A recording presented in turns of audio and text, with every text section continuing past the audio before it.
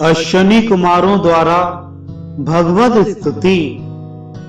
भगवान सूर्य के कहने पर अश्विनी कुमार अत्यंत कठिन तप करने में तत्पर हो गए।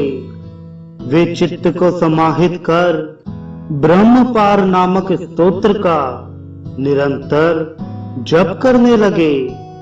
बहुत समय तक तपस्या करने पर नारायण स्वरूप ब्रह्मा उनसे संतुष्ट हो गए और बड़े प्रेम से उन्हें वर दे दिया।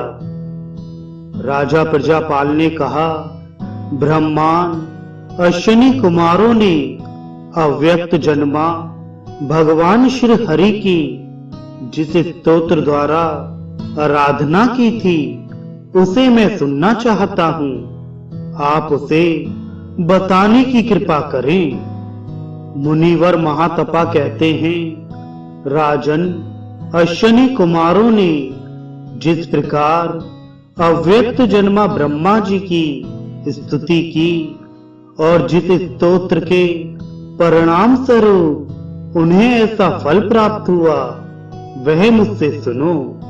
वह स्तुति इस प्रकार है, भगवन आप निष्क्रिय, निष्प्रपंच और निराश्रय हैं। आपको किसी की अपेक्षा एवं अवलंब नहीं है। आप गुणातीत, स्वप्रकाश, सर्वाधार, ममता शून्य और किसी दूसरे आलंब की अपेक्षा से रहित हैं। ऐसे ओंकार स्वरूप आप प्रभु को मेरा नमस्कार है। भगवन आप ब्रह्मा, महाब्रह्मा, ब्राह्मणों के प्रेमी तथा पुरुष, महापुरुष एवं पुरुषोत्तम हैं। महादेव, देवोत्तम, स्थाणु ये आपकी संज्ञाएं हैं। सबका पालन करना आपका स्वभाव है।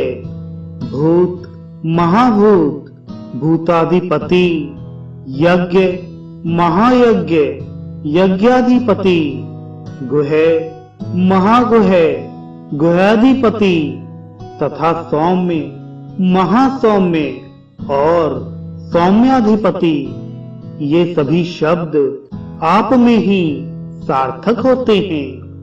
पक्षी, महापक्षी और पक्षीपति, दैत्य, महादैत्य और दैत्यपति तथा विष्णु, महाविष्णु और विष्णुपति, ये सभी आपके नाम हैं।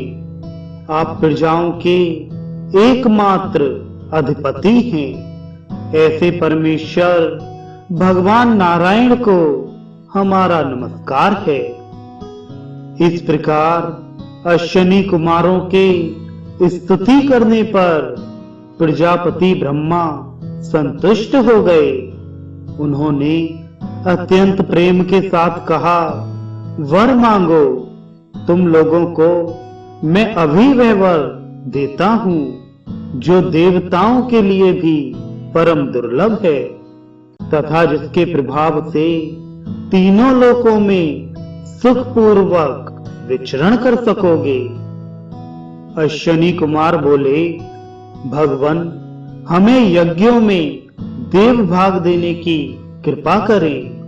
प्रजापते, हम चाहते हैं कि देवताओं के समान सदा सोमपान करने का अधिकार हमें प्राप्त हो। इसके अतिरिक्त देवताओं के रूप में हम लोगों की शाश्वत प्रतिष्ठा हो। ब्रह्मा जी ने कहा, रूप, कांति, अनुपम आयुर्वेद शास्त्र का ज्ञान तथा सोम रस पीने का अधिकार, ये सब तुम्हें सभी लोकों में सुलभ होंगे। मुनिवर महातपा कहते हैं, राजन ब्रह्मा जी ने अश्विनी कुमारों को ये सब वरदान द्वितीया तिथि को दिए थे। इसलिए यह परम श्रेष्ठ तिथि उनकी मानी गई है।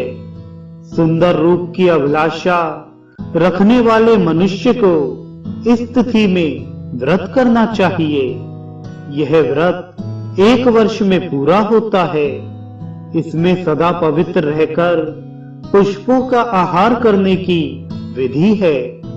इससे व्रती को सुंदरता प्राप्त होती है।